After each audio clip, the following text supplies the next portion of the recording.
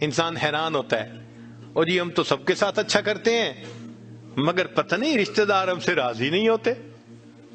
اس کے پیچھے بھی راز ہے، کیوں کہ ہم نے اللہ سے اپنے تعلق کو تو سنوارا نہیں ہوتا، مخلوق سے تعلق کیسے سنورے گا؟ تو فرمایا کہ جو شخص اللہ رب العزت سے اپنے تعلق کو سنوار لیتا ہے، اللہ تعالی مخلوق کے ساتھ اس کے تعلق کو سنوار دیتے ہیں۔ اگر اس کی مثال دیکھنی ہے تو نبی علیہ الصلوۃ والسلام کی مبارک زندگی کو دیکھیے۔ ایک وہ وقت بھی تھا کہ جب اپنے رشتہ دار نبی علیہ الصلوۃ والسلام کو تکلیف پہنچاتے تھے، آپ بازار میں آگے آگے دعوت کا کام کرتے تھے اور پیچھے آپ کا چچا ابو لہب لوگوں کو کہتا تھا کہ یہ شخص غلط بیانی کر رہا ہے، تم اس کی بات مت ماننا، اپنے مخالفت کرتے تھے۔ ایک وہ وقت بھی تھا۔ پھر کیا ہوا؟ 10 سال کے ہی عرصے میں حالات نے وہ پلٹا کھایا کہ جب آپ آ کر فاتح مکہ بن کر بیٹھے تو وہی قریش تھے جو قدموں میں آ کر پڑ گئے اور انہوں نے آپ کی غلامی اختیار کر لی۔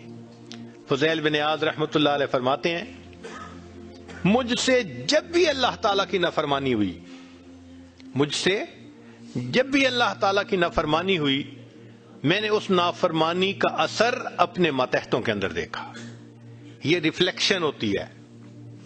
ہم اللہ کی نافرمانی کرتے ہیں، اللہ مزہ چکھا دیتے ہیں کہ اپنے جو ماتحت ہوتے ہیں ان کو نافرمان بنا دیتے ہیں۔ اچھا بھائی تم ذرا اس کو ایکسپیرینس کرو ذرا۔ وہ جی کیا کریں، بیوی سنتی ہی نہیں ہے، حضرت بس اولاد افلاطون بن گئی ہے، حضرت بچے نے ذلیل کر دیا ہے۔ کیوں شکوے ہوتے ہیں ہمیں کہ ہمارے ماتحت ہماری نہیں مانتے، جبکہ ہم اپنے آقا کی نہیں مان رہے ہوتے۔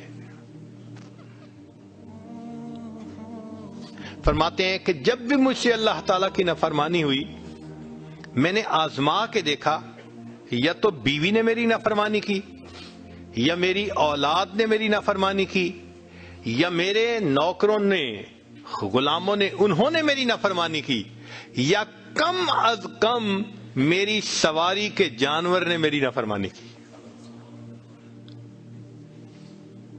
یہ ہے عدل کا بدلہ۔ اپنے آقا کی نافرمانی کریں گے، اللہ تعالیٰ ماتحتوں کو نافرمان بنا کر دکھائیں گے۔ اس لیے اولاد کے شکوے کرنے کی ضرورت نہیں ہے، بیوی کے شکوے کرنے کی ضرورت نہیں ہے۔ سمپل سی بات ہے، اللہ رب العزت سے اپنے تعلق کو سنوار لیجئے، اللہ تعالیٰ مخلوق سے ہمارے تعلق کو سنوار دے، سب کے دلوں میں محبت ڈال دیں گے۔ Mm-hmm.